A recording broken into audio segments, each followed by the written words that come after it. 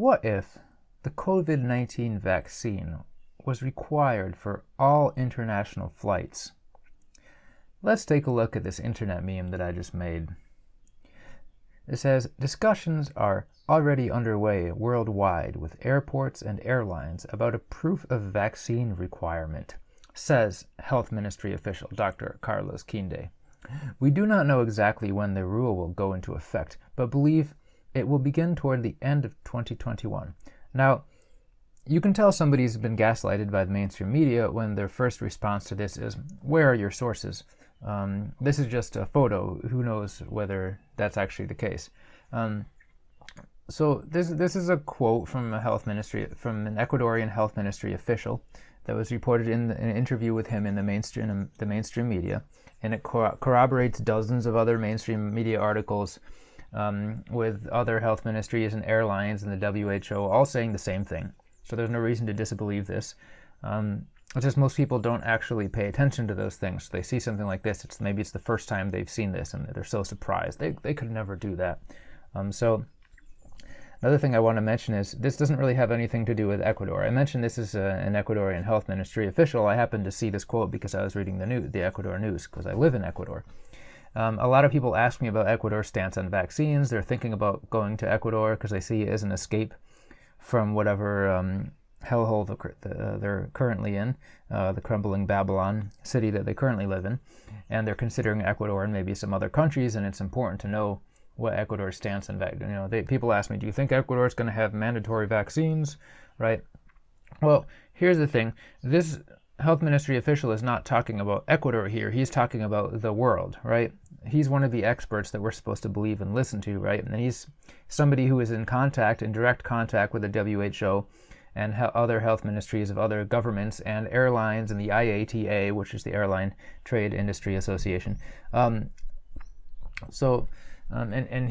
in his talks with these people, basically they're saying they want a proof. They're planning to have a proof of vaccine requirement for all international flights.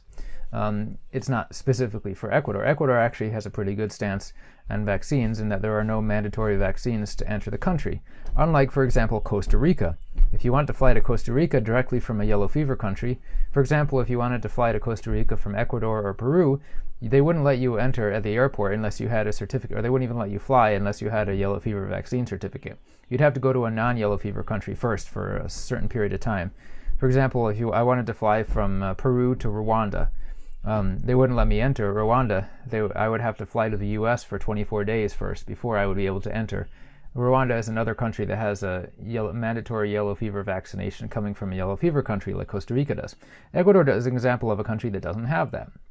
They do mandate, technically vaccines are mandatory for children entering public school, but that's not really enforced in the way that it is in, for example, California.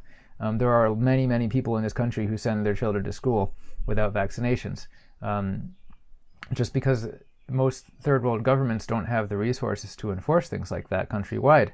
And it's also unrealistic.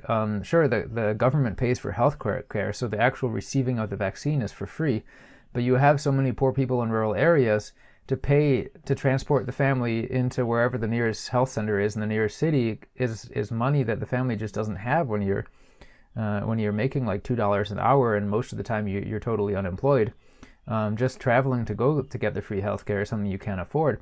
And if you're a really rural family living out in the jungle, as millions of people do in Ecuador, then not only do you have to travel, but the travel is several days, and then you have to stay at a hotel in the city when you're getting there. So it's just not realistic for them to mandate vaccines for school kids in a way that's actually enforced.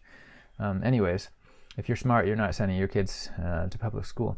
So let's look at this meme a little bit more, right? The guy says, we don't know when the rule will go into effect, but we believe it will begin towards the end of 2021. So based on his discussions with health officials, he's thinking towards the end of next year, we're going to have a vaccination rule for international flights, right? He says below there will be one, this is not the direct quote, but he's basically saying, paraphrased, there will be one vaccine requirement for all airlines and all international airports, right? He continues in the interview, some airlines have already announced they will require proof of the vaccine, right? That's, for example, Kuntz Airline in Australia. I don't actually know how to pronounce that. I just pronounce it Kuntz. It's like Qantes or something. They've announced that they will require the vaccine. It's kind of like the test rollout, they have one airline announce it and people are kind of like, and then another airline announces it and another, and next thing you know, it's a industry-wide rule. That's how they get you. So it says when the rules are announced, they will be uniform throughout the industry, right? The airlines, airports, and national health ministries have agreed to a unified approach with the World Health Organization developing the plan. So what they're saying is that the World Health Organization is going to decide the rule and all airlines and airports are going to follow it. And they've already agreed on this, right? They're probably just not doing it right away because they know there's so much resistance. They need to wear people out first. They spent 50 years or 60 years wearing people out, like starting whenever it was, the 1950s, mandatory vaccinations for kids going to school. And it was a half a century of getting people used to that and throwing more and more and more vaccines on the schedule. But it never reached a point where it was just mandatory for the general population. Of course, they want to move in that direction, but they have to move slowly. All right, and then he says, okay, this last part is really stupid. There would be chaos in the travel industry without a single approach. So he's trying to justify the fact that the World Health Organization is just going to, aka Bill Gates, is going to unilaterally decide what this rule is going to be for all airlines and airports in the entire world, and saying the Trade Industries Association for the airlines and the airports has already agreed to this, right? And he's justifying that by saying, oh, if we didn't do that, there would be chaos. No, that's stupid because there already isn't a single approach for other mandatory vaccines for travel, like countries that require malaria shots or yellow fever vaccines. Every country has a different rule on that. You have to research that when you're traveling, just like you have to research the baggage requirements of the airline and things like that, right? So there actually wouldn't be chaos in the travel industry if some countries mandated it and some airlines mandated it and some didn't. It would just be like everything else that changes between countries and airlines. So he thinks we're stupid, right? And then he says, although everyone agrees with the vaccine requirement, we do not know yet whether there will be physical document, a digital record, or both for passengers. We should know by March or April of next year, right? So this is a huge insult. There's no room for a disagreement. They've already decided that everyone agrees, right? He starts the sentence by saying, by just forcing us to accept that everyone agrees with that, right?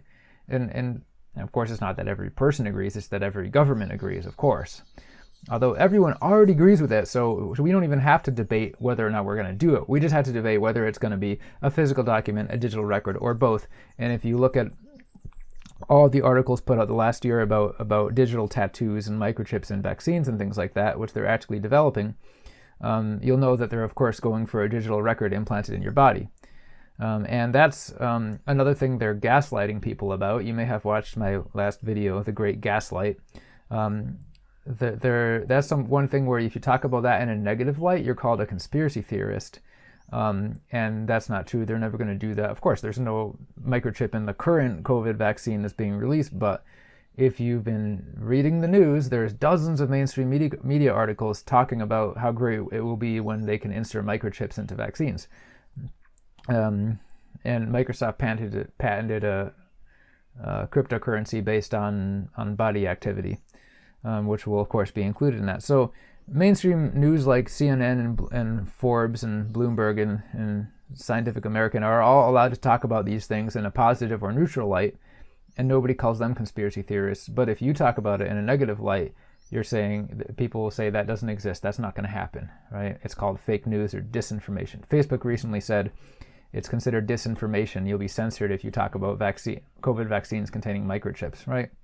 Despite there being a whole bunch of mainstream media articles talking about how great it will be to put microchips in vaccines and digital tattoos in the, you can read about it.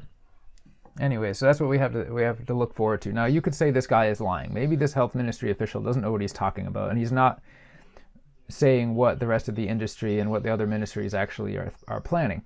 But we have no reason to disbelieve what he's saying because, like I said, it corresponds. If you just do a quick search for mandatory vaccine international flights, right? COVID passport, a few basic keywords like that, you'll find dozens of articles where they're talking about doing the exact thing that he's talking about here. So there's no reason to disbelieve this.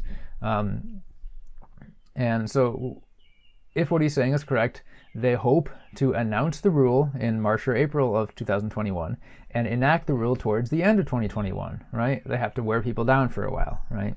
So in March or April, we'll know probably what they'll be developing, what will be expected, and then hope maybe by the end of 2021, you won't be able to go on any international flight without a COVID whatever vaccine. Let me know your thoughts below the video.